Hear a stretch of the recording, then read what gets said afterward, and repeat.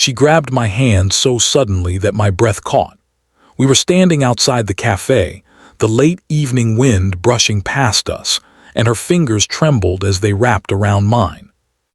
"Please," she whispered, barely moving her lips, "pretend to kiss me. He's watching." For a split second, my mind went blank. Then instinct took over.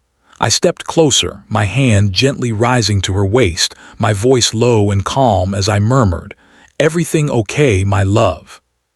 She forced a smile, the kind people give when they're terrified but trying not to show it. Her eyes flicked to the side, toward a man leaning against a lamppost.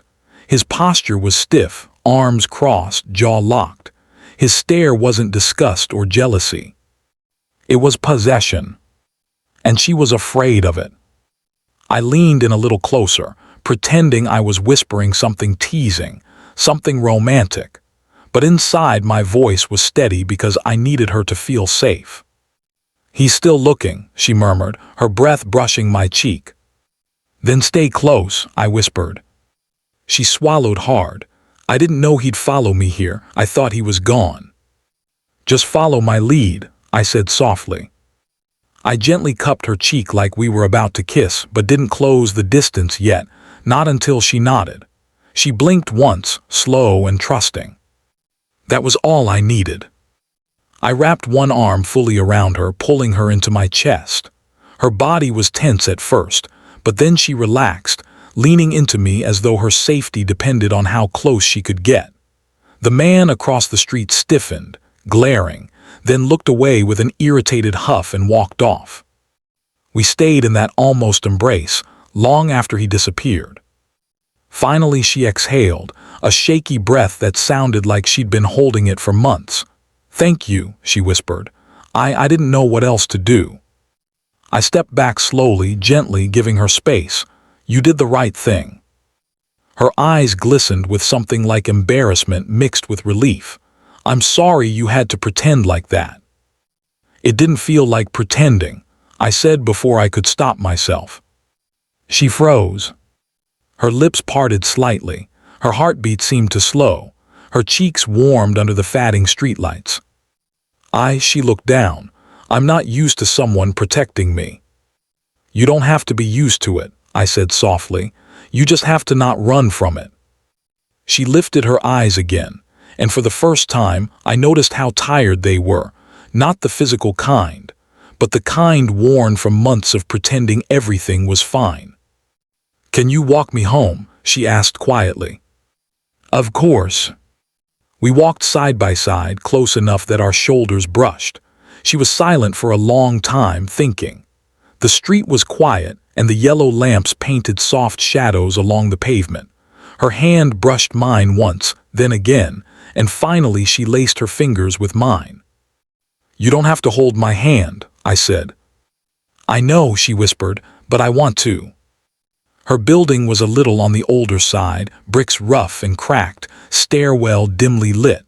I followed her up to her door. When she unlocked it, she hesitated, turning back to me. "Would you?" she swallowed. "Can you come in for a bit? I don't want to be alone, not after today."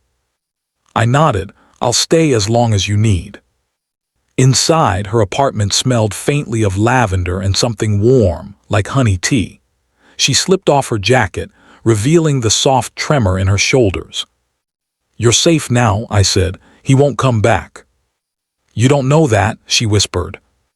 "I don't have to," I replied, "because if he does, he'll deal with me." Her eyes widened slightly, not with fear, something else. Something warm, something dangerous in a different kind of way. "You talk like you care," she said softly. "I do." Silence filled the room again. The quiet kind that wasn't awkward. The kind where the truth hangs in the air, heavy and fragile. She sat on the couch and patted the space beside her. I joined her, close but not too close. She turned, her knee brushing mine. "When you said it didn't feel like pretending," she began softly, "did you mean that?" "Yes," I said, "every word." She looked at me with those eyes, the ones that had been scared earlier but now held something deeper, something searching.